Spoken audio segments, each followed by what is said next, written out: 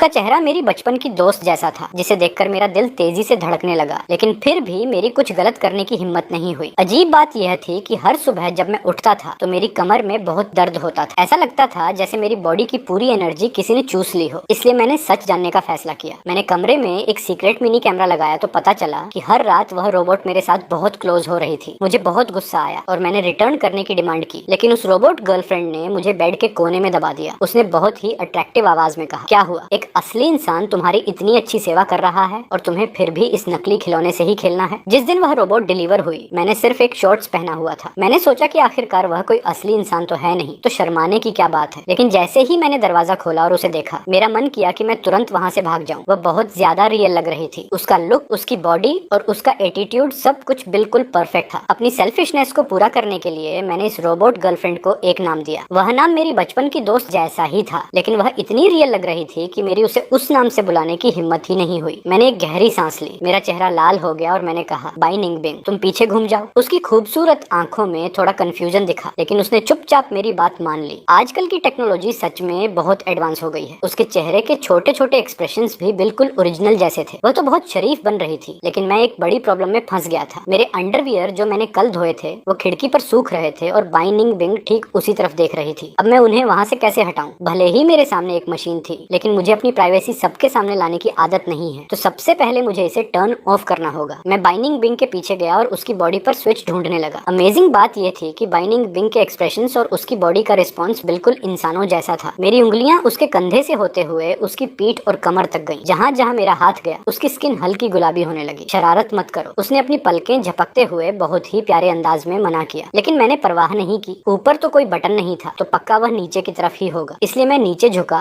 और उसकी ड्रेस को थोड़ा ऊपर उठाने लगा। जैसे ही मेरा हाथ उसे टच हुआ, बाइनिंग बिंग के चेहरे पर अचानक एक अजीब सा डर दिखाई दिया। वह कुछ कदम पीछे हट गई तो मैंने तुरंत कहा, मैं ऑर्डर देता हूँ कि तुम हिलना मत। बाइनिंग बिंग तुरंत वहीं रुक गई और उसने हिलना बंद कर दिया। मैं उसकी पीठ के पास गया और अपने हाथ उसकी कमर पर रख दिए। उसकी स्किन बहुत सॉफ्ट थी, बिल्कुल एक असली इंसान की तरह। मैं खुद को रोक नहीं पाया और उसे थोड़ा और टाइट पकड़ लिया। उसकी बॉडी का टेक्सचर बिल्कुल रियल था, बस इंसानी स्किन से थोड़ा सा फर्क ये था कि ये थोड़ी हार्ड थी, क्योंकि इसके अंदर पूरा मेटल का फ्रेम था। मैंने अपनी डायरी निकाली और पहला कस्टमर फीडबैक लिखा, इसकी कमर थोड़ी ज्यादा हार्ड है। फिर मैंने उसकी कमर से होते हुए नीचे की तरफ हाथ बढ़ाया। पहले उसकी जांघें जो बहुत स्मूथ थी और फिर उसके सीधे पैर। शिट, मैंने पूरी बॉडी चेक कर ली, लेकिन मुझे अभी तक वह स्विच नहीं मिला कि आखिर वह है कहाँ। तभी मुझे एक आइडिया आया और मेरा ध्यान एक बहुत ही सेंसिटिव पार्ट पर गया। उस रोबोट गर्लफ्रेंड की आवाज अचानक बहुत ठंडी और सीरियस हो गई। फांग युआन, तुम यह क्या कर रहे हो? ये टोन बिल्कुल मेरी उसी बचपन की दोस्त जैसी थी जिसने मुझे थोड़ा डरा दिया, लेकिन मैंने तुरंत खुद को संभाला। मैं असली वाली को तो इम्प्रेस नहीं कर पाया, तो क्या अब मैं इस नकली रोबोट से भी डर जाऊंगा? ये तो तुम्हें मुझे मास्टर कहना चाहिए। वह रोबोट जैसे थोड़ी हैंग हो गई। उसकी आवाज थोड़ी अटकने लगी। माँ मास्टर, तुम्हारी आवाज इतनी नर्वस क्यों है? उसकी बात सुनकर मेरे गाल भी गर्म होने लगे। मैं तो बस मजाक कर रहा था, तुम मुझे हस्बैंड बुला सकती हो। वह रोबोट अब और भी ज्यादा हैंग होने लगी। शायद गर्मी बहुत ज्यादा थी और उसका कूलिंग सिस्टम ठीक से काम नहीं कर रहा था, इसलिए उसका चेहरा साफ लाल होता हुआ दिख रहा था। उसका चेहरा एकदम लाल हो गया और वह हकलाते हुए बोली, हाँ हस्बैंड, मैं खुद को प्रपोज करने से नहीं रोक पा रही हूँ। बाइनिंग बिंग, मैं तुमसे प्यार करता हूँ। माय वाइफ, मैं तुमसे बहुत प्यार करता हूँ। उसका कूलिंग सिस्टम अब और खराब होता जा रहा था, यहाँ तक कि उसके कान भी सिस्टम के ओवरहीट होने की वजह से बिल्कुल लाल हो गए, जैसे खून निकल आएगा। मैंने तुरंत एसी ऑन किया ताकि ठंडी हवा पूरे कमरे में फैल जाए। जैसे ही कमरा ठंडा हुआ, बाइनिंग बिंग के चेहरे की गर्मी भी कम होने लगी। इस रोबोट का कूलिंग सिस्टम इतना खराब क्यों है? मैंने अपनी डायरी निकाली और दूसरा फीडबैक लिखा कि ये बहुत जल्दी गर्म हो जाती है। माय वाइफ, तुम्हारा स्विच कहाँ पर है? वह रोबोट जो मेरी तरफ पीठ करके खड़ी थी अचानक रुक गई। स्विच? मुझे अचानक याद आया कि स्विच का मतलब तो कंप्यूटर को कुछ देर के लिए बंद करना होता है। डिजाइनर ने इसे एक गर्लफ्रेंड की तरह बनाया है। इसका बिहेवियर और इसकी थिंकिंग बिल्कुल इंसानों जैसी है। अगर मैं डायरेक्ट स्विच के बारे में पूछूंगा तो वह कैसे समझा पाएगी? वह जगह है जहाँ टच करते ही तुम आराम से अपनी आंखें बंद कर लो। वह रोबोट बिल्कुल स्टैचू की तरह खड़ी हो गई। न वह हिली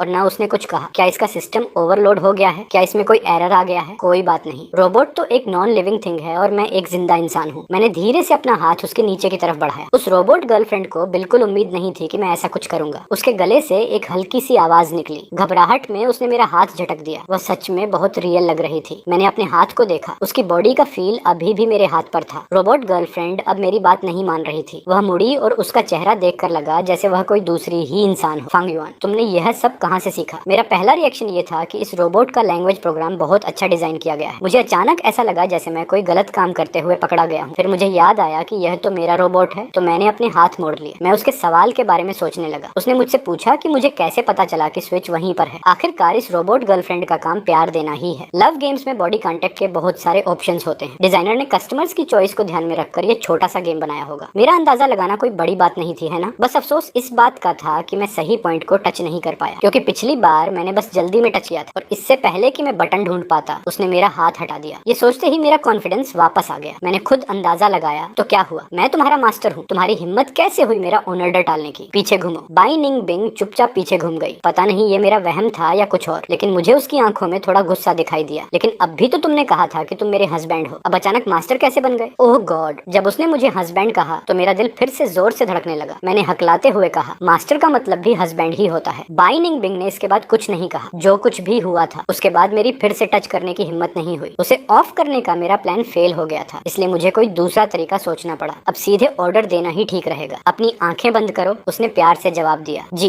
मैं चुपके से उसके पास से निकला और खिड़की से अपने सारे अंडरवियर हटा ली। डेवलपर ने मुझसे कहा था कि रोबोट कभी भी अपने मास्टर का ऑर्डर नहीं टाल सकता, इसलिए मैं अपनी रोबोट गर्लफ्रेंड पर पूरा भरोसा करके उसके सामने अपनी पीठ कर सकता था। मुझे कोई डर नहीं था कि वह चुपके से आंखें खोलकर देखेगी। मैंने कहा कि सब हो गया है, अब तुम आंखें खोल सकती हो। आंखें खोलने के बाद बाई निंग बिंग इधर उधर देखने लगी। जैसे ही उसकी नजर मुझसे मिलती वह तुरंत अपनी नजरें चुरा लेती। माय वाइफ, तुम्हारी आंखों को क्या हुआ है। उसने थोड़ा खांसते हुए अपना गला साफ किया। कुछ नहीं, मैंने अपनी डायरी में एक और पॉइंट नोट कर लिया। उसका बिहेवियर नॉर्मल नहीं था। तभी अचानक मेरे फोन पर वीचैट का नोटिफिकेशन टोन बजा। मैंने देखा कि मेरे रूममेट लीशन ने एक अर्जेंट मैसेज भेजा था। प्रोफेसर आज अटेंडेंस ले रहे हैं, जल्दी क्लास में आओ। मेरा रेंट का रूम कॉलेज के पास ही था, तो वह ज्यादा दूर नहीं था, लेकिन मौसम बहुत गर्म था और मुझे अपनी वाइफ के साथ अकेले रहने का मौका मिला था। मैं इस टाइम को बिल्कुल वेस्ट नहीं करना चाहता था। क्या तुम मेरी आवाज बदलकर मेरी अटेंडेंस लगा दोगे, मेरे अच्छे भाई। ली शिन ने गुस्से वाला इमोजी भेजा। लेकिन आज सबको क्लास के सामने खड़े होकर एक पोएम सुनानी पड़ रही है। मेरे पास कोई रास्ता नहीं था। मैंने अपना सामान बैग में डाला। माय वाइफ, मुझे कॉलेज जाना होगा, तुम चुपचाप घर पर मेरा वेट करना, बाहर मत जाना। बाई निंग बिंग ने प्यार से अपना सिर हिलाया। हस्बैंड, मैं तुम्हारा वेट करूंगी। ये लव एक्सपीरियंस सच में बहुत परफेक्ट था। मेरे पैसे वसूल हो गए थे। मैं खुद को रोक नहीं पाया और उसके गाल पर एक किस कर दिया। इसके बाद मैंने दरवाजा बंद किया और वहाँ से निकल गया। जैसे ही मैं क्लास में पहुंचा, प्रोफेसर अटेंडेंस ले रहे थे। मैंने चैन की सांस ली। ली शिन अपना हाथ गाल पर रखकर बोर होते हुए बाकी स्टूडेंट्स की पोएम सुन रहा था। बहुत बुरा हुआ। क्या बुरा हुआ? मैंने उसके पास जाकर पूछा। तुम्हें नहीं पता, आज हमारी क्लास का कंबाइंड लेक्चर बगल वाले डिपार्टमेंट की क्लास 2 के साथ। मैं सोच रहा था कि आज बाई निंग बिंग से मुलाकात हो जाएगी, लेकिन उसके रूममेट ने बताया कि उसका पैर फ्रैक्चर हो गया है। वह पूरे 1 महीने की लीव पर है। बाई निंग बिंग का पैर फ्रैक्चर हो गया है। मैं इस खबर को समझ पाता इससे पहले ही मुझे ली शिन के चिल्लाने की आवाज सुनाई दी। मैंने उसकी नजरों का पीछा करते हुए सामने देखा। बाई निंग बिंग धूप की रोशनी के सामने से हमारी तरफ ही आ रही थी और वह सीधे ली शिन के बगल वाली सीट पर आकर बैठ गई। इसकी कोई और वजह नहीं थी, बस मैं क्लास में लेट आया था, इसलिए सिर्फ पहली रो की सीट ही खाली बची थी। ली शिन मेरी दोस्ती की खातिर मेरे साथ पहली रो में बैठा था और अब बाई निंग बिंग भी लेट आई थी, इसलिए उसे मजबूरी में उसके बगल में बैठना पड़ा। ली शिन ने मुझे छिपकर एक मैसेज भेजा। ये क्या चक्कर है? उसने तो कहा था कि उसका पैर फ्रैक्चर है, लेकिन वह तो यहाँ बिल्कुल ठीक ठाक दिख रही है। मैंने बेफिक्री से रिप्लाई किया। शायद उसने क्लास बंक करने के लिए कोई बहाना बनाया होगा, लेकिन बाद में उसका माइंड चेंज हो गया होगा और वह क्लास में आ गई। आखिरकार वह इस डिपार्टमेंट की टॉपर जो है। ली शिन हैरान हो गया। क्या टॉपर भी प्रोफेसर से झूठ बोलते हैं? बाई निंग बिंग पढ़ाई में बहुत अच्छी है। उसने नेशनल एग्जाम्स में लगातार टॉप किया है। ऐसी ब्रिलियंट स्टूडेंट ने अगर कहा कि पैर फ्रैक्चर होने की वजह से वह 1 महीने की लीव पर है, तो कॉलेज काउंसलर के पास उसकी बात पर यकीन न करने की कोई वजह नहीं थी। मैंने अपना सिर थोड़ा घुमाकर बाई निंग बिंग की तरफ देखा। वह अभी भी हमेशा की तरह बहुत शांत और सीरियस दिख रही थी। उसका पूरा ध्यान सिर्फ सामने चल रहे लेक्चर पर था, भले ही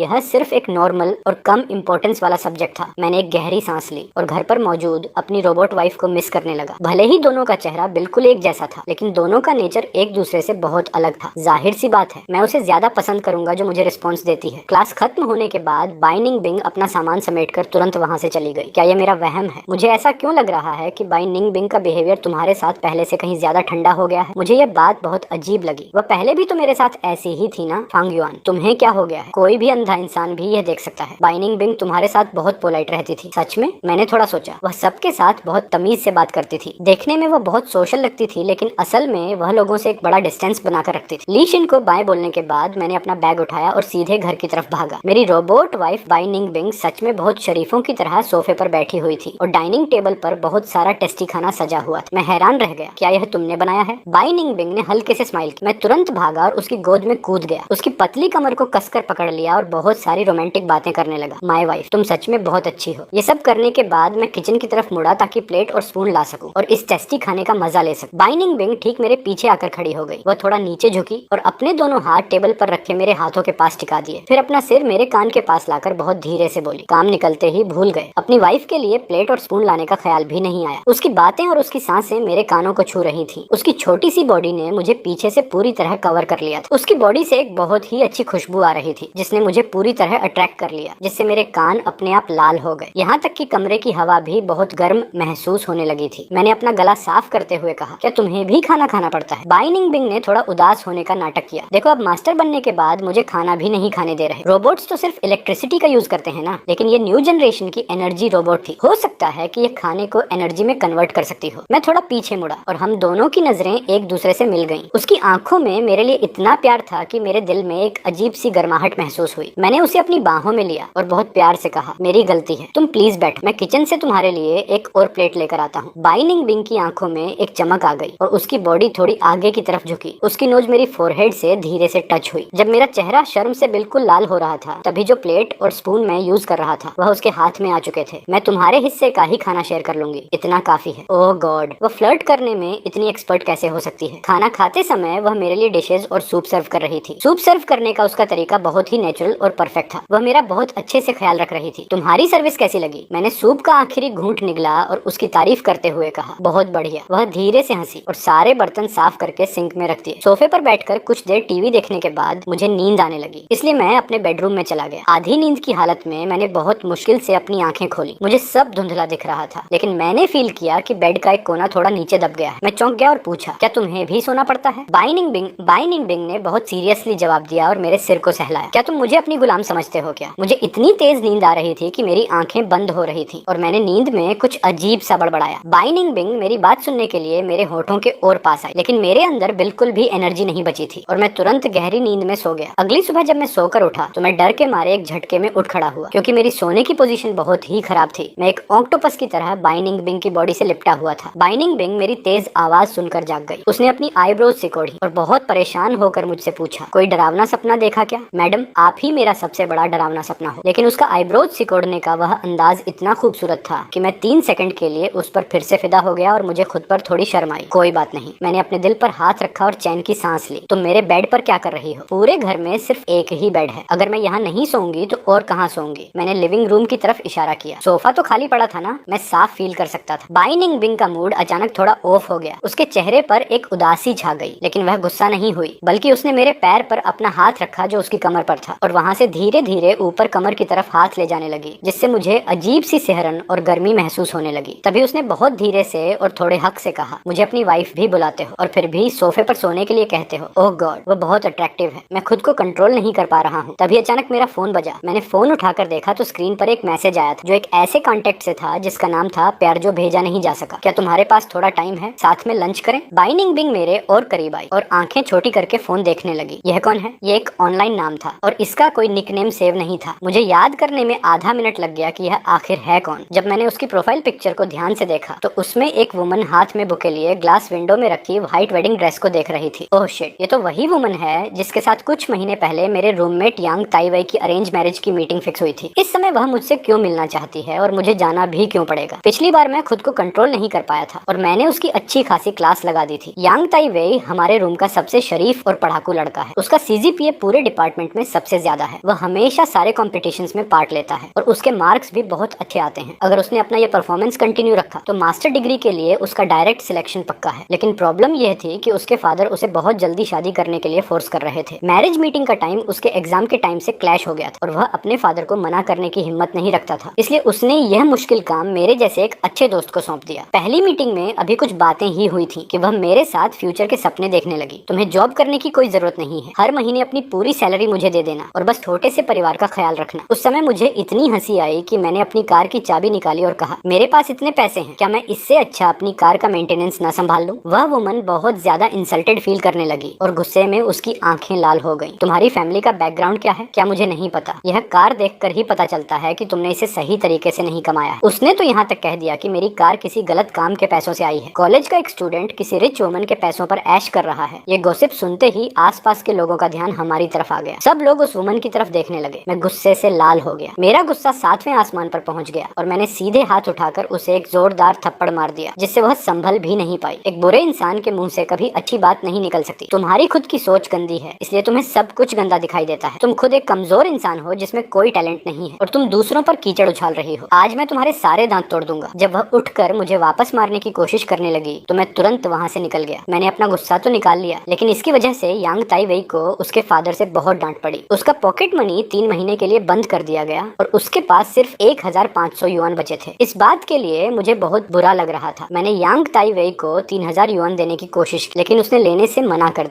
मुझे उसे मनाने में आधा महीना लग गया। तब जाकर उसने पैसे लिए और कहा कि वह इसे एक लोन की तरह रख रहा है। अब ये अजीब औरत फिर से यांग ताई वेई को परेशान करने आ गई थी। मैंने डिसाइड किया कि मैं इस प्रॉब्लम को हमेशा के लिए खत्म कर दूंगा ताकि मेरे दिल का बोझ हल्का हो सके। मैं मीटिंग पॉइंट पर पहुंचा। दूर से ही मैंने देखा कि वह वॉशरूम के ठीक सामने वाली सीट पर बैठी थी और उसने बहुत ही अजीब और आउटडेटेड ड्रेस पहनी हुई थी। बिल्कुल विलेजर लग रही थी। मैंने धीरे से बाइनिंग बिंग के कान में शिकायत की। सच में बहुत अजीब चॉइस है। बाइनिंग बिंग ने उस औरत को कुछ देर ध्यान से देखा और फिर मेरी बात से एग्री करते हुए सिर हिलाया। इसका फैशन सेंस सच में बहुत खराब है। मैंने अपनी आंखें घुमाई और एग्री करते हुए कहा, सही कहा ना, बहुत अजीब और बुरी दिख रही है और उम्रदराज भी लग रही है। बाइनिंग बिंग ने अपनी आंखें छोटी करके मुझे देखा। मैं तुम्हारे बारे में बात कर रही हूँ। मैं बिल्कुल हैरान रह गया और अपनी तरफ उंगली दिखाई। क्या तुम श्योर हो? तुम्हारा हस्बैंड हमेशा फैशन ट्रेंड्स में सबसे आगे रहता है। मेरा फैशन सेंस इतना अच्छा है, मैं उस जैसी औरत को पसंद कैसे कर सकता हूँ? उसने ठंडी स्माइल दी। ऐसा इसलिए है क्योंकि मैंने अब भी अपनी बात पूरी नहीं की थी। उस औरत ने तब तक मुझे देख लिया था। उसने अपना बड़ा सा मुंह खोला और हाथ हिलाकर इशारा किया, मैं यहाँ हूँ, उसी पुरानी जगह पर। बाइनिंग बिंग ने गुस्से में अपने दांत भींचे। मुझे उसका इस तरह जेलस होना सच में बहुत अच्छा लग रहा था। मैंने बाइनिंग बिंग के कंधे पर हाथ रख और उस औरत की तरफ बढ़ने लगा। उस पर ध्यान मत दो। बाइनिंग बिंग ने मुड़कर मुझे घूरते हुए देखा। तुम उस पर ध्यान क्यों नहीं दोगे? मैंने बहुत नॉर्मली कहा। बिल्कुल, वैसे भी तुम मुझे कंट्रोल नहीं कर सकती। मैं तुम्हारी वाइफ, तुम मेरे हस्बैंड हो। मैं तुम्हें कंट्रोल क्यों नहीं कर सकती? मैंने धीरे से उसके सॉफ्ट गालों को खींचा। इसकी स्किन सच में बहुत रियल फील हो रही थी। ऐसा कहकर तुम मुझे शर्माने पर मजबूर कर रही हो। हमारी अभी तक कोर्ट मैरिज नहीं हुई है ना? चलो अभी चलकर मैरिज रजिस्ट्रेशन करवा लेते हैं। तुम मेरे साथ मैरिज रजिस्टर करोगे? मैं 22 साल का हो चुका हूँ, तो मैं मैरिज रजिस्टर क्यों नहीं कर सकता? लड़की, तुम सिर्फ एक रोबोट हो। क्या तुम अपने इस रोल में कुछ ज्यादा ही खो गई हो? मैंने उसे जानबूझकर याद दिलाया। क्या तुम्हारे पास कोई आईडी कार्ड है? क्या तुम्हारे पास कोई फैमिली रजिस्ट्रेशन सर्टिफिकेट है? बाइनिंग बिंग बिल्कुल शांत हो गई। कोई बात नहीं। मैंने सबके सामने बाइनिंग बिंग के होठों पर एक किस किया और बहुत ही रोमांटिक बातें कही। भले ही हमारे पास कोई लीगल स्टेटस ना हो, लेकिन तुम फिर भी इस दुनिया में मेरी सबसे प्यारी वाइफ रहोगी। ये सुनने के बाद बाइनिंग बिंग का चेहरा और भी ज्यादा सीरियस और उदास हो गया। मेरे पास इस बारे में ज्यादा सोचने का टाइम नहीं था, क्योंकि वह अजीब औरत सीधे हमारे सामने आ चुकी थी और जोर जोर से चिल्लाने लगी थी, तुम मुझसे डेट पर मिलने आए हो और साथ में इस दूसरी औरत को भी लेकर आए हो? सुनो मैडम, ऐसा कुछ नहीं है। कौन तुम्हारे साथ डेट पर जाना चाहता है? क्या तुम्हें कोई वहम हो गया है? उस औरत ने गुस्से में टेबल पर हाथ मारा। क्या तुम्हारे फादर ने नहीं कहा था कि तुम मुझसे शादी करने के लिए रेडी हो? ये सुनकर बाइनिंग बिंग ने अपना सिर घुमाया और मुझे घूर कर देखा। मेरे फादर अंधे हैं और तुम बेवकूफ हो। तुम दोनों एक दूसरे के लिए बिल्कुल परफेक्ट हो। तुम दोनों को साथ में रहना चाहिए। मैं मन ही मन माफी मांगने लगा। ताई वेई के फादर, मेरे प्यारे अंकल, आप बिल्कुल अंधे नहीं हैं। आप इस दुनिया के सबसे बेस्ट और सबसे लविंग फादर हैं। मैंने मन ही मन गॉड से प्रेयर की। वह औरत अभी भी मानने को तैयार नहीं थी। तुम्हें अभी तक मेरी कंडीशन के बारे में नहीं पता है। मेरी फैमिली को जमीन के बदले 8 लाख युआन का मुआवजा मिला है और हमारा खुद का बिजनेस भी है, जिससे हम साल में आराम से लाखों कमा लेते हैं। अगर तुम दिखने में अच्छे नहीं होते तो मैं तुम्हें भाव भी नहीं देती। मुझे बहुत हंसी आई। सिर्फ 8 लाख युआन। मैंने बाइनिंग बिंग को खरीदने के लिए 8 मिलियन से ज्यादा खर्च किए हैं। उसकी पूरी प्रॉपर्टी की वैल्यू मेरी इस रोबोट की कीमत के बराबर भी नहीं थी और वह मेरे सामने रिच होने का दिखावा कर रही थी। क्या उसे अपनी जान प्यारी नहीं है? उसने मेरे पीछे की तरफ देखा। तुम्हारी कार कहाँ है? मुझे तो कहीं दिखाई नहीं दे रही। मुझे पहले से ही पता था कि तुम सिर्फ दिखावा कर रहे हो। अगर मैंने तुम्हारे फादर से नहीं पूछा होता तो मैं सच में बेवकूफ बन जाती। अब मैंने तुम्हें रंगे हाथों पकड़ लिया है। वह सीधे बाइनिंग बिंग के पास आ गई। यह औरत मेरी वाइफ के सामने ही मुझे नीचा दिखाने की कोशिश कर रही थी। मैंने एक गहरी सांस ली और अपने गुस्से को शांत करने की कोशिश की। मैंने अपनी आवाज को बहुत नॉर्मल और शांत रखने की कोशिश की। मैडम, ये मेरी गर्लफ्रेंड है और मेरा आपसे कोई लेना देना नहीं है। मैंने जो हाँ कहा था वह सिर्फ वीचैट पर फ्रेंड बनने के लिए था, मैरिज सर्टिफिकेट के लिए नहीं। अगर आपको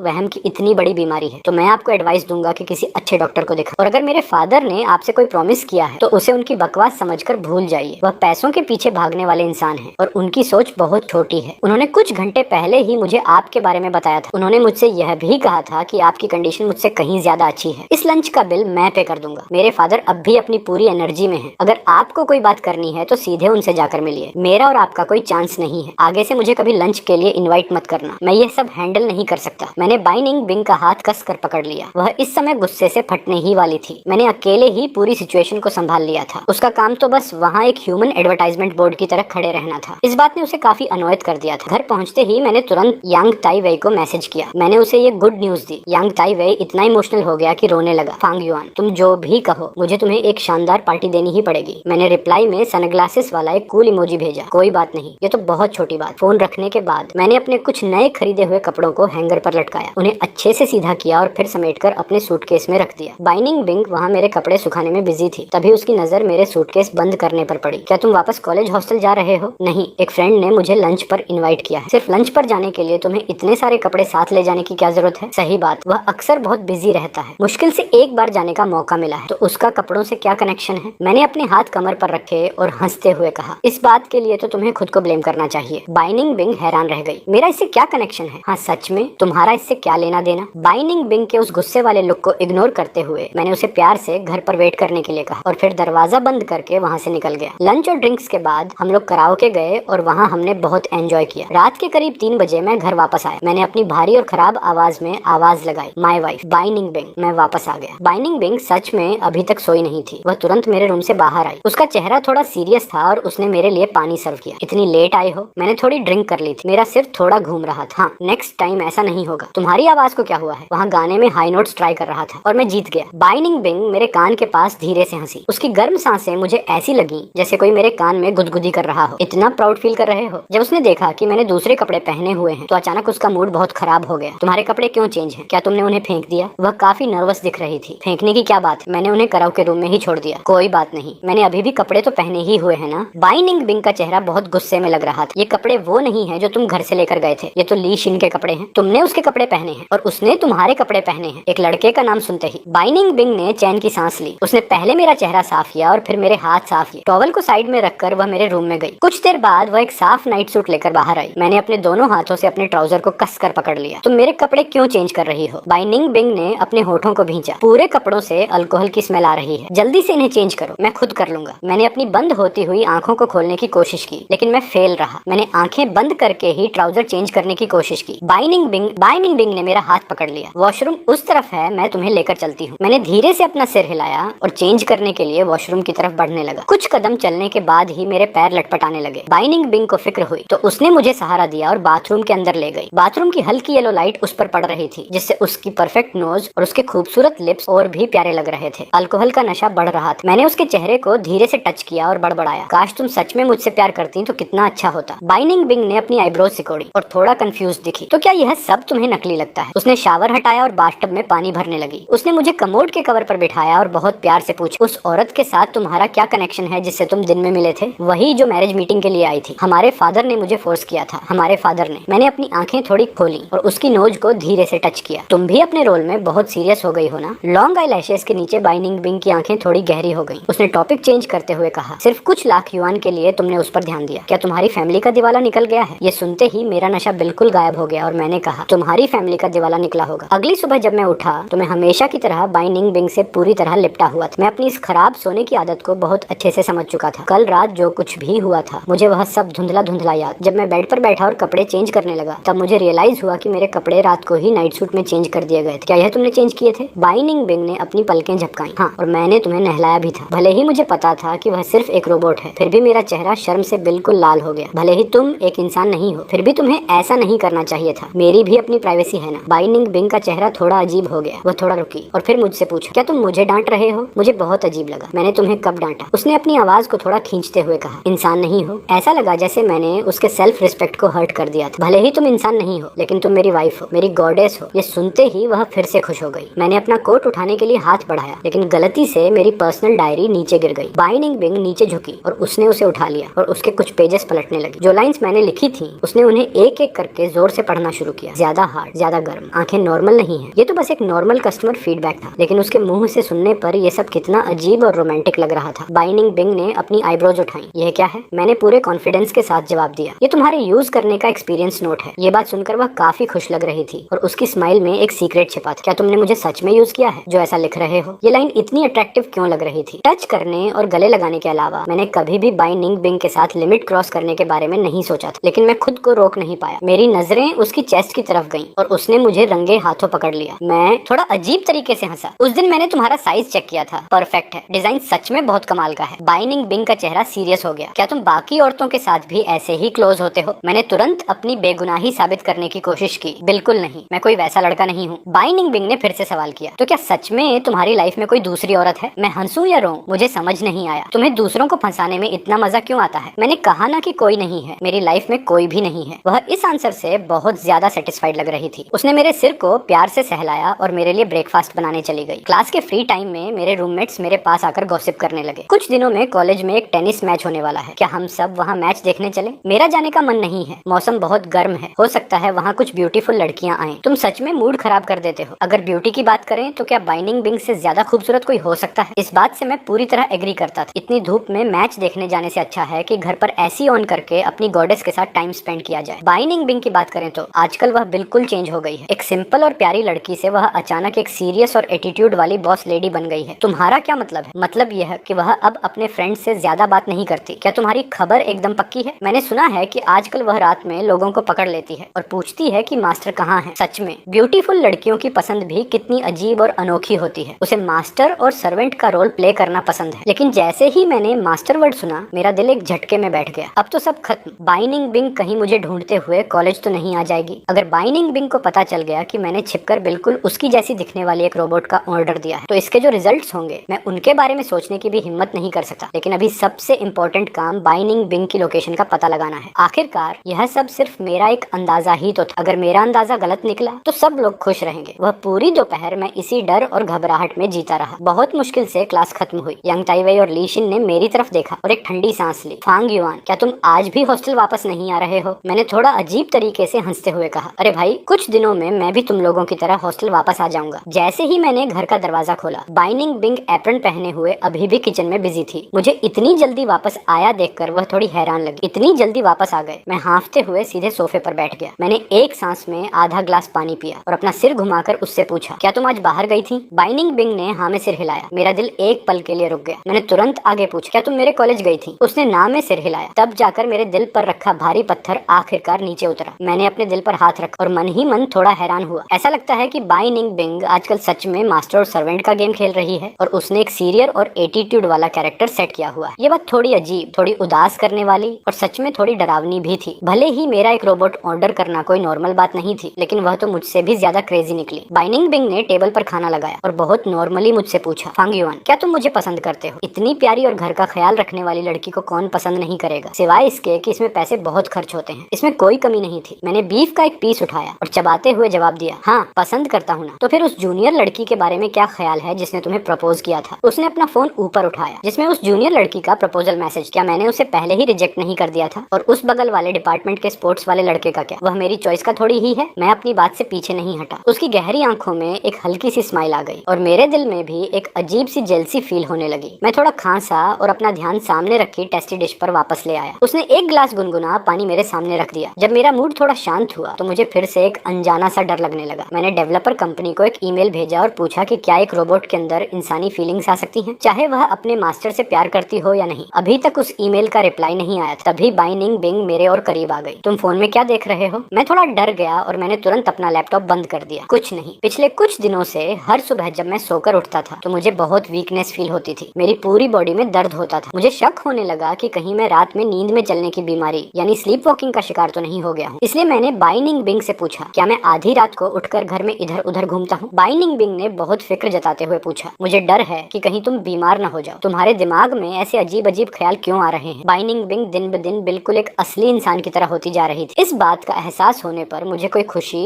या सरप्राइज फील नहीं हुआ। इसके अपोजिट एक अजीब से डर ने मेरे दिल को पूरी तरह जकड़ लिया था। जब उसका ध्यान नहीं था तो मैंने छिपकर बेडरूम में एक मिनी कैमरा लगा दिया ताकि मैं देख सकूं कि रात को मेरे साथ आखिर होता क्या है। उसी बीच मैंने अपना लैपटॉप ओपन किया तो देखा कि कंपनी का रिप्लाई आ चुका था। जिस सिचुएशन के बारे में आपने पूछा है, हमारी प्रेजेंट टेक्नोलॉजी के हिसाब से ऐसा होना बिल्कुल इम्पॉसिबल है। तो क्या सच में ये सिर्फ मेरी ओवर थिंकिंग थी? उसके बाद पूरा एक हफ्ता बहुत शांति से बीत गया जिससे मैं उस कैमरे के बारे में लगभग भूल ही चुका था। मैंने कांपते हाथों से उस वीडियो फुटेज को ओपन किया और देखा कि अंधेरे में बाइनिंग बिंग मुझे अपनी बाहों में ले रही थी, मुझे किस कर रही थी, सहला रही थी और धीरे धीरे मेरे कपड़े चेंज कर रही थी। मेरी पूरी बॉडी कांपने लगी, भले ही बाइनिंग बिंग मेरी तरफ ही आ रही थी। मैंने तुरंत कंपनी के हेडक्वार्टर में फोन लगाया और प्रोडक्ट रिटर्न करने की डिमांड की। बाइनिंग बिंग ने मुझे बेड के कोने में दबा दिया और मेरे हाथ से फोन छूटकर सीधे फर्श पर जा गिरा। डर के मारे मेरी जान ही निकल गई थी। बाइनिंग बिंग मेरे कान के बिल्कुल पास आई और अपनी भारी आवाज में बोली, क्या हुआ? एक असली इंसान के साथ मजा नहीं आ रहा क्या, जो तुम्हें फिर भी भी उस नकली खिलौने से ही खेलना है। मैंने बहुत मुश्किल से अपने होठों को खोला। मुझे इस बात पर यकीन नहीं हो रहा था। तुम्हारा क्या मतलब है? क्या तुम एक असली इंसान हो? बाइनिंग बिंग ने बहुत ही मासूमियत से अपनी पलकें झपकाई। फांग युआन, मुझे उम्मीद नहीं थी कि तुम मेरे लिए अपनी फीलिंग्स को इतना गहरा छिपा कर रखोगे। अगर मैंने कुछ दिनों पहले तुम्हारा वह ईमेल नहीं पढ़ा होता तो क्या तुम इस बात को मुझसे पूरी जिंदगी छिपा कर रखने वाले थे? तुमने मेरे जैसी दिखने वाली एक नकली चीज को खरीदना पसंद किया, लेकिन कभी खुद मेरे पास आने की कोशिश नहीं की। वह मेरे बहुत ज्यादा करीब आ चुकी थी। उसकी सांसें मेरी गर्दन को छू रही थी। पूरे कमरे में एक रोमांटिक माहौल बन गया था। मैं वहाँ से हटना चाहता था, लेकिन मेरे पैरों में बिल्कुल भी ताकत नहीं बची थी। बाइनिंग बिंग ने इस मौके का फायदा उठाया और मेरी कमर को कसकर पकड़ लिया ताकि मैं बेड से नीचे न गिर जाऊं। मैं हंसूं या रोऊं, मुझे समझ नहीं आ रहा था। मेरा मन कर रहा था कि मैं जमीन में गड्ढा खोदकर छिप जाऊं। मैंने इतने लंबे टाइम तक तुम्हें इम्प्रेस करने की कोशिश की, लेकिन तुम्हारी तरफ से कभी कोई रिस्पॉन्स नहीं मिला। तुम हमेशा बहुत ठंडी और सीरियस रहती थी। बाइनिंग बिंग ने अपनी आईब्रोज उठाई। तुम यह क्या बकवास कर रहे हो? तुमने मुझे कब इम्प्रेस करने की कोशिश की? और मैं सीरियस हूँ? बल्कि मुझे तो ऐसा लगता है कि तुम खुद बहुत ठंडे और सीरियस इंसान हो। मुझे अभी भी यकीन नहीं हो रहा था कि मेरे सामने खड़ी यह लड़की सच में वही असली इंसान है जिसे मैं दिन रात मिस करता था। मैंने अपना हाथ आगे बढ़ाया और उसकी बॉडी पर स्विच ढूंढने लगा। तुम झूठ बोल रही हो। तुम पक्का एक नकली रोबोट ही हो। अब और टच मत करो। बाइनिंग बिंग के मुंह से एक हल्की सी आवाज निकली। उसकी आंखों में प्यार के वो इमोशंस थे जिन्हें मैं पूरी तरह समझ नहीं पा रहा था। अगर तुमने और टच किया तो जो आग तुम लगा रहे हो उसे तुम्हें खुद ही बुझाना पड़ेगा। इस बात ने मुझे इतना डरा दिया कि मैं बिल्कुल स्टैचू बन गया। वह धीरे से हंसी, ये जानने के बाद कि वह सच में वही है। भले ही वह एक बहुत ही नॉर्मल सी स्माइल थी, लेकिन उसने मेरे गालों को पूरी तरह लाल कर दिया था। जब मैंने अपनी नजरें नीचे की तो उसने मेरी ठुड्डी को ऊपर उठाया और मेरे होठों पर एक लंबा किस किया। अब चुपचाप खाना खा लो, मुझे कुछ काम से एक बार घर जाना होगा। कल सुबह मैं तुम्हें पिक करने आऊंगी। मुझे पिक क्यों करोगी? मुझे इस तरह ब्लैंक देखकर उसने एक ठंडी सांस ली और मुझे और भी ज्यादा गहराई से किस किया। जब तक कि मेरी सांसें पूरी तरह नहीं रुक गईं, तब तक उसने मुझे नहीं छोड़ा और फिर अपनी उंगलियों से मेरे गीले होठों को धीरे से साफ किया। क्या तुमने ठीक से सुना? मेरे प्यारे हस्बैंड। ये टच कितना सॉफ्ट था। उसने मुझे हस्बैंड कहा। Oh my God. तो इतने लंबे टाइम से मैं सच में बाइनिंग बिंग को ही माय वाइफ कहकर बुला रहा था। बाइनिंग बिंग के जाने के बाद मैंने कंबल से अपना पूरा चेहरा ढक लिया। मेरा चेहरा शर्म से इतना गर्म हो गया था जैसे अब भी फट जाएगा। मैं सच में इस दुनिया से कहीं दूर भाग जाना चाहता था, क्योंकि मुझे इतनी ज्यादा शर्म आ रही थी कि मैं मर जाना चाहता था। लेकिन वेट, अगर असली बाइनिंग बिंग यहाँ मेरे घर पर थी तो वह रोबोट जो मैंने ऑर्डर की थी वह कहाँ है? मैंने अपना फोन निकाला और डिलीवरी एड्रेस चेक किया। पता चला कि ऑर्डर करते समय मैंने कॉलेज का डिफॉल्ट एड्रेस ही सिलेक्ट रहने दिया था। इसका मतलब वह रोबोट अभी भी मेरे कॉलेज के हॉस्टल में ही डिलीवर हुई थी। उसी पल मेरे दिमाग में बिजली की तरह एक बात चमकी। अब जाकर सारी सिचुएशन बिल्कुल साफ हो चुकी थी। मैं तुरंत भागा ताकि कॉलेज जाकर बाइनिंग बिंग की उस रोबोट को वापस घर ला सकूं। मुझे लगा था कि मेरे इस एक्शन पर किसी का ध्यान नहीं जाएगा। अफसोस की बात यह थी कि कुछ गॉसिप करने वाले लोगों ने हमारा वीडियो देख लिया और उसे सोशल मीडिया पर पोस्ट कर दिया, कॉलेज के कन्फेशन पेज पर। वह फोटो जिसमें मैं बाइनिंग बिंग का हाथ पकड़कर कॉलेज से बाहर जा रहा था, वह फोटो देखते ही देखते पूरे कॉलेज में वायरल हो गई। ओह माय गॉड, हमारे कॉलेज की सबसे ब्यूटीफुल लड़की के साथ यह क्या चक्कर है? ऐसा लग रहा है कि लड़का इस रिलेशनशिप को ज्यादा कंट्रोल कर रहा है ना। मेरे रूममेट्स मुझे कॉलेज के हॉस्टल ग्रुप में लगातार टैग कर रहे थे। वे जोर जोर से पूछ रहे थे, फांग युआन, इस फोटो में क्या ये सच में तुम हो? ओह माय गॉड, तुमने बाइनिंग बिंग को कब इम्प्रेस कर लिया? मैं थोड़ा अजीब तरीके से हंसा। मेरे लिए पूरी सिचुएशन को डिटेल में समझाना बहुत मुश्किल था। यांग ताइवेई ने साइड से मुझे सपोर्ट करते हुए कहा, मुझे तुम पर पूरा भरोसा था। फांग युआन और बाइनिंग बिंग सच में एक दूसरे के लिए बिल्कुल परफेक्ट कपल है। ली शिन ने भी एग्री करते हुए कहा, मुझे भी यही लगता है। मैं तो बहुत पहले से ही तुम दोनों को साथ देखना चाहता था, लेकिन यह सब अचानक इतनी जल्दी कैसे हो गया? मैंने सोशल मीडिया ऐप ओपन किया और सोचने लगा कि इस बड़ी गलतफहमी को कैसे दूर किया जाए। तभी देखा कि बाइनिंग बिंग मुझसे एक कदम आगे निकल चुकी थी। उसने सीधे उस पोस्ट के नीचे कमेंट सेक्शन में जाकर कमेंट किया था, बॉयफ्रेंड नहीं है, हस्बैंड है। अभी तो मैरिज सर्टिफिकेट भी नहीं मिला है ना, फिर हस्बैंड कहाँ से आ गया? मैंने तुरंत उसे फोन लगाकर इस बारे में पूछा। बाइनिंग बिंग ने फोन उठाया और जानबूझकर थोड़ा सस्पेंस बनाते हुए बोली, ये तो बस एक दिन पहले का अनाउंसमेंट है। एक दिन पहले का अनाउंसमेंट मतलब क्या? जब मैं उस रोबोट बाइनिंग बिंग को घर लेकर आया तो मैंने उसे टर्न ऑफ करके एक कोने में रख दिया था। पता चला कि उस रोबोट का स्विच ढूंढना कितना आसान था। कोई हैरान होने वाली बात नहीं थी। पिछली बार मैंने बाइनिंग बिंग की पूरी बॉडी चेक कर ली थी, पर मुझे वह स्विच नहीं मिला था। जब मैंने उस दिन के बारे में फिर से सोचा तो मेरा चेहरा एक बार फिर शर्म से लाल हो गया। ऐसा लगा जैसे उस दिन का वह फील अभी भी मेरी उंगलियों पर मौजूद हो। मैंने अपनी हथेलियों पर आ रहे पसीने को साफ किया। वह रोमांटिक फीलिंग किसी भी तरह मेरे दिमाग से बाहर नहीं निकल रही थी। पूरी रात बिना किसी सपने के बहुत सुकून से बीती और जैसे ही सुबह की पहली धूप कमरे में आई, लिविंग रूम से कुछ आवाजें सुनकर मेरी नींद खुल गई। सामने खड़े इंसान को ठीक से देखने के बाद मैं तुरंत अपने बिखरे हुए कपड़ों को ठीक करने लगा। बाइनिंग बिंग धीरे से हंसी, तुम इतना डर क्यों रहे हो? तुम्हारी ऐसी कौन सी पोजीशन है जो मैंने पहले नहीं देखी है? मेरा चेहरा शर्म से बिल्कुल लाल हो गया और मैं घबरा गया। तुम तो बस बहती गंगा में हाथ धो रही हो और तुम्हें यह सब बोलते हुए थोड़ी भी शर्म नहीं आ रही है? बाइनिंग बाइनिंग बिंग ने मुझे सहारा देकर उठाया। मुझे तो बस इस बात का डर था कि कहीं तुम किसी और को पसंद न करने लगो। वैसे भी तुमने मुझे माय वाइफ कहकर बुलाया है ना, क्या तुम अब अपनी बात से मुकरने वाले हो? मैंने अपनी उंगलियों को एक दूसरे में फंसाया। बिल्कुल नहीं। वह मुझे बाथरूम में रखे एक स्टूल पर ले गई और मुझे वहाँ बिठा दिया। उसने पलक झपकते ही मेरा चेहरा धोया और उसे साफ कर दिया। कपड़े चेंज करने के बाद हम नीचे गए। मैं अभी भी नींद की हालत में चुपचाप उसकी कार में बैठ गया। जब हम डेस्टिनेशन पर पहुंचे तो सामने लिखे बड़े बड़े रेड वर्ड्स को देखकर मैं लगभग बेहोश होने ही वाला था। Marriage registration office. Baining Bing ने बहुत ही मासूमियत से मेरी तरफ देखा। क्या तुम्हारा मन नहीं है? मैं इतना घबरा गया कि मेरे मुंह से वर्ड्स ठीक से नहीं निकल रहे थे। ऐसा नहीं है तो फिर चलो अंदर चलते हैं, लेकिन मेरे पास अभी कोई डॉक्यूमेंट्स नहीं है। बाइनिंग बिंग ने अपनी पलकें झपकाई और बहुत ही नॉर्मली मैरिज रजिस्ट्रेशन के लिए जरूरी सारे पेपर्स बाहर निकाल लिए। तुम्हें क्या लगा था कि कल रात मैं अपने घर क्यों गई थी? मैं बिल्कुल हैरान रह गया। मेरे पेरेंट्स ने सच में इतनी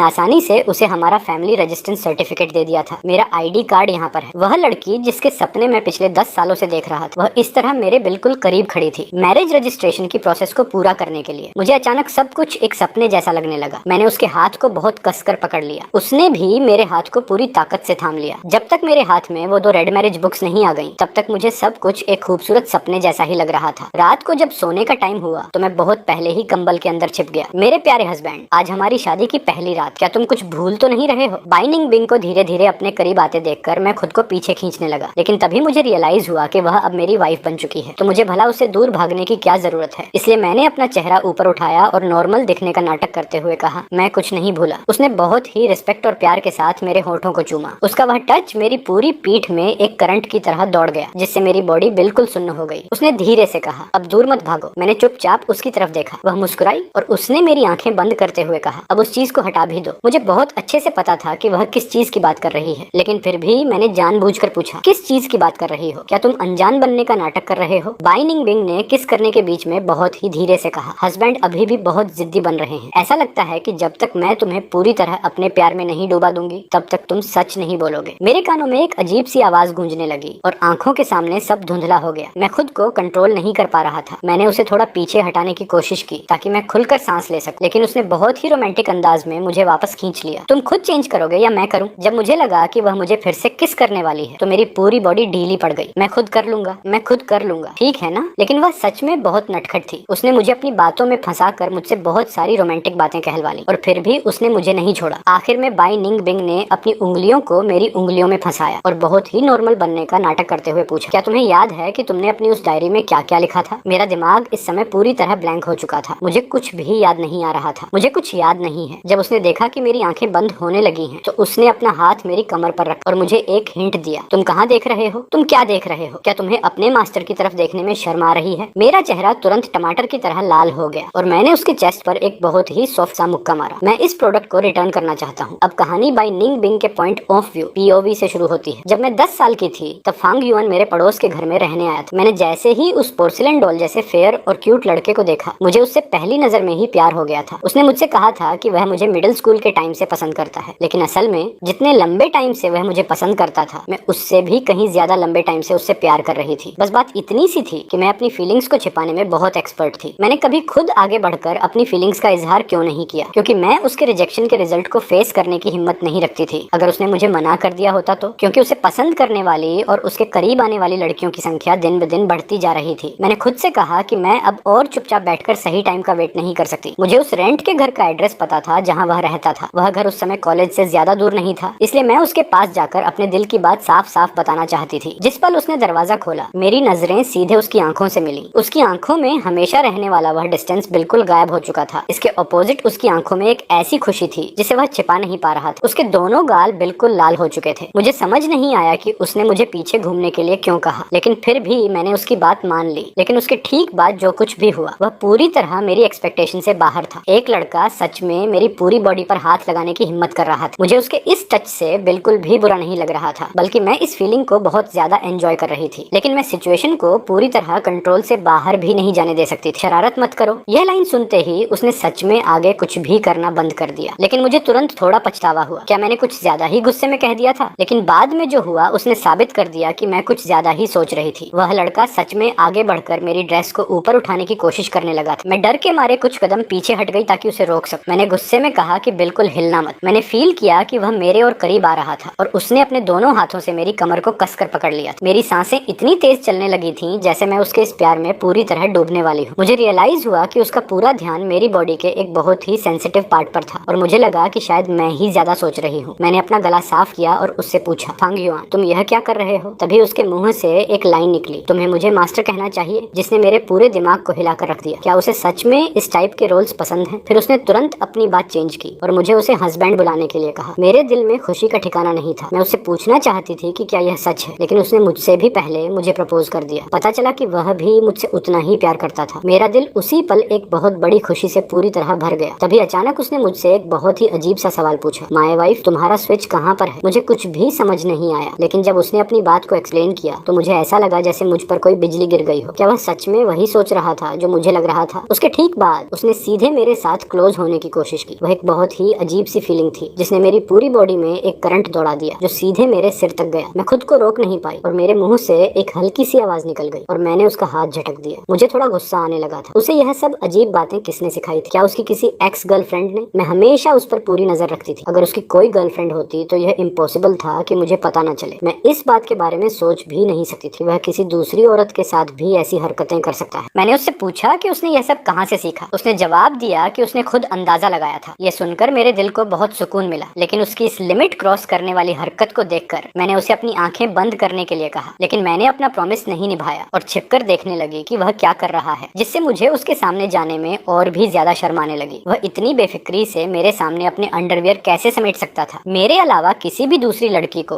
उसे इस तरह देखने की परमिशन नहीं थी। साथ ही मुझे एक बहुत ही इम्पोर्टेंट बात भी समझ में आ गई थी कि उसके दिल में मैं ही एक ऐसी इंसान थी जिस पर वह सबसे ज्यादा भरोसा करता था। मैंने खुद से प्रॉमिस किया कि मैं उसका यह भरोसा कभी नहीं तोड़ूंगी। उसने कहा कि उसे कॉलेज जाना है। मैं उसके साथ अपने इस रिलेशनशिप को और मजबूत करना चाहती थी, इसलिए मैंने प्रोफेसर से पूरे 1 महीने की मेडिकल लीव ले ली ताकि मैं उसके साथ इस सीक्रेट दुनिया में थोड़ा और ज्यादा टाइम स्पेंड कर सकूं और कोई दूसरा हमारे बीच में ना आए। मैंने अपने क्लोज फ्रेंड्स से कह दिया था कि अगर कोई बहुत अर्जेंट काम हो तो मुझे मैसेज कर देना, और मैंने अपना पर्सनल वीचैट अकाउंट पूरी तरह स्विच कर लिया था। इसी वजह से मुझे बहुत बाद में पता चला कि उसने मेरे पीठ पीछे छिपकर बिल्कुल मेरे जैसी दिखने वाली एक रोबोट का ऑर्डर दिया था। उसके साथ बिताया हुआ वह टाइम मेरी लाइफ का सबसे हैप्पी टाइम था। उसका मुझे इतनी मिठास से माय वाइफ कहकर बुलाना मेरे पूरे दिन को बहुत खूबसूरत बना देता था। लेकिन धीरे धीरे उसके आसपास की कुछ प्रॉब्लम्स भी सामने आने लगी थी। आजकल की टेक्नोलॉजी सच में बहुत एडवांस हो गई है। रोबोट्स के चेहरे के एक्सप्रेशंस भी बिल्कुल ओरिजिनल जैसे बनाए जा सकते हैं, लेकिन मैं इस बात को बिल्कुल एक्सेप्ट नहीं कर सकती थी। जेलसी की एक तेज आग मेरे पूरे दिल में जल रही थी। मैं उसके साथ अपने इस रिलेशनशिप को एक ऑफिशियल नाम देना चाहती थी। मैं सच में उसे हमेशा के लिए अपने पास लॉक करके रख लेना चाहती थी। इसलिए जाहिर सी बात है कि मुझे उससे पूछना ही था। लेकिन तभी उसने बहुत ही नॉर्मली कह दिया कि हमारा कोई ऑफिशियल स्टेटस नहीं है, जिसने मेरे दिल को बहुत गहरी चोट पहुंचाई। उसने कंपनी को जो ईमेल भेजा था उसने मेरे मन में थोड़ा डाउट पैदा कर दिया था। मैंने छिपकर उसका ऑन ऑर्डर स्टेटस चेक किया, तब जाकर मुझे पूरी कहानी समझ में आई और मैंने उसके दिल की बात को भी अच्छे से जान लिया। रात को जो कुछ भी हुआ वह बहुत ही नेचुरल तरीके से हुआ था। मैं बहुत जल्दी उसे पूरी तरह अपना बना लेना चाहती थी ताकि वह लाइफ में कभी भी मुझे छोड़कर दूर न जा सके। मुझे पता है कि ऐसा करना थोड़ा अजीब था, लेकिन मैं उसका हाथ छोड़ना नहीं चाहती थी। जब वह कंपनी में फोन करके प्रोडक्ट रिटर्न करने की बात कर रहा था तो मुझे रियलाइज हुआ कि मैं अब इस सच को और ज्यादा दिनों तक पाकर नहीं रख सकती। अच्छा हुआ कि कॉलेज के कन्फेशन पेज पर वह फोटो वायरल हो गई, जिसकी वजह से मुझे इस पूरे रिलेशनशिप को सबके सामने ऑफिशियल करने का एक बहुत अच्छा चांस मिल गया। और उसके तुरंत बाद हमने सीधे मैरिज रजिस्ट्रेशन की प्रोसेस को पूरा कर लिया। हमारी शादी की पहली रात को मैंने उसका हाथ बहुत कसकर पकड़ा हुआ था और मन ही मन गॉड से प्रेयर की कि मैं पूरी लाइफ में उसका यह हाथ कभी नहीं छोड़ूंगी। कहानी खत्म।